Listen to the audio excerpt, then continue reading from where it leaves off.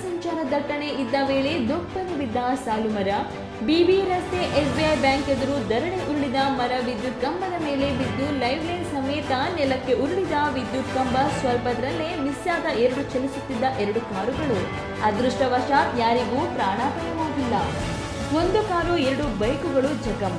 ಬಿಬಿ ಜೋಡಿ ರಸ್ತೆ ಮೇಲೆ ಅಡ್ಡಲಾಗಿ ಬಿದ್ದ ಬೇವಿನ ಮರ. ಸುಮಾರು 1 ಗಂಟೆ ಕಾಲ ಜೋಡಿ ರಸ್ತೆ ಟ್ರಾಫಿಕ್ ಜಾಮ್. ಟ್ರಾಫಿಕ್ ಪೊಲೀಸ್ ಮತ್ತು ಅರಣ್ಯ ಇಲಾಖೆ ಅಧಿಕಾರಿಗಳು ಸ್ಥಳಕ್ಕೆ ಆಗಮಿಸಿ ಸಾರ್ವಜನಿಕರನ್ನು ಬಳಸಿಕೊಂಡು ಮರ ತೆರವುಗೊಳಿಸಿದ ಸಂಚಾರಿ ಪೊಲೀಸ್ ಠಾಣೆಯ ಪಿಎಸ್ಐ ಮಂಜುಳಾ ಉಳಿದ ಟೊಂಗೆ ಬುಡ ಸಮೇತ ಗರಗಸದಿಂದ ಕಟ್ ಮಾಡಿಸಿ ಸಾಗಿಸಿದ್ದ ಆರ್ಎಫ್ಒ ಅಜಯ್.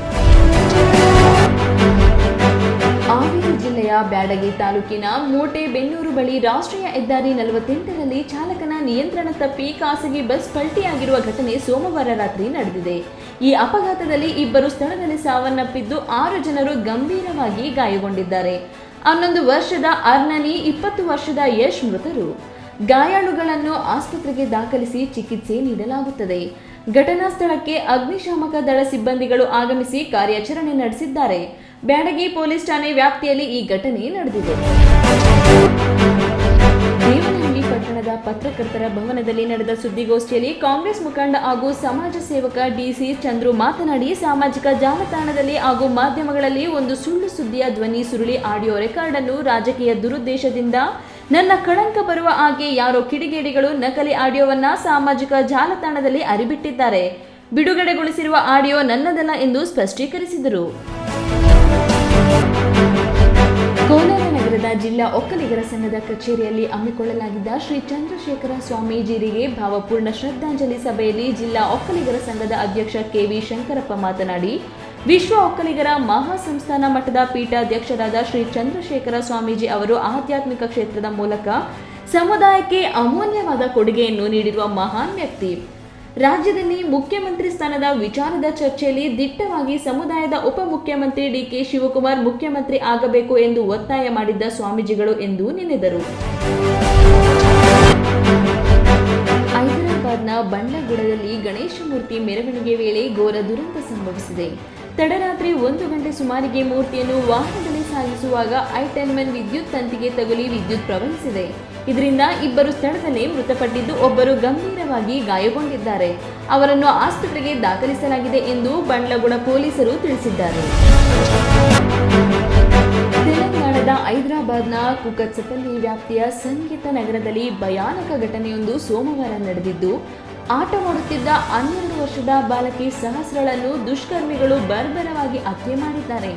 ಪ್ರಾಥಮಿಕ ತನಿಖೆಯ ಪ್ರಕಾರ ಪೋಷಕರು ಮನೆಯಲ್ಲಿ ಇಲ್ಲದ ಸಮಯದಲ್ಲಿ ದುಷ್ಕರ್ಮಿಗಳು ಒಂಟಿಯಾಗಿದ್ದ ಬಾಲಕಿಯ ಮೇಲೆ ದಾಳಿ ನಡೆಸಿ ಕೊಲೆ ಮಾಡಿದ್ದಾರೆ.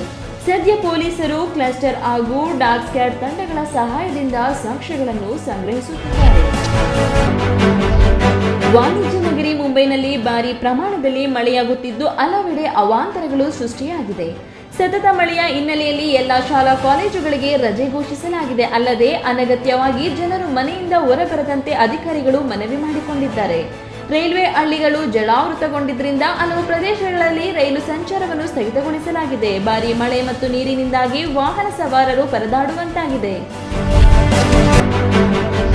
ನಾಯಿ ನೆಕ್ಕಿದ್ದಕ್ಕೆ ಬಾಲಕನಿಗೆ ರೇಬಿಸ್ ಬಂದು ಪ್ರಾಣ ಬಿಟ್ಟಿರುವ ಆಘಾತಕಾರಿ ಘಟನೆ ಉತ್ತರ ಪ್ರದೇಶದ ಬಂಡಾಯುವಿನಲ್ಲಿ ನಡೆದಿದೆ. ಇದರಿಂದ ಮೃತ ಬಾಲಕನ ಕುಟುಂಬಸ್ಥರು, ನೆರೆಹೊರೆಯವರು ಭಯಭೀತರಾಗಿದ್ದು ರೇಬಿಸ್ ಇಂಜೆಕ್ಷನ್ ಪಡೆಯಲು ಆಸ್ಪತ್ರೆಗೆ ಓಡಿ ಬಂದಿದ್ದಾರೆ.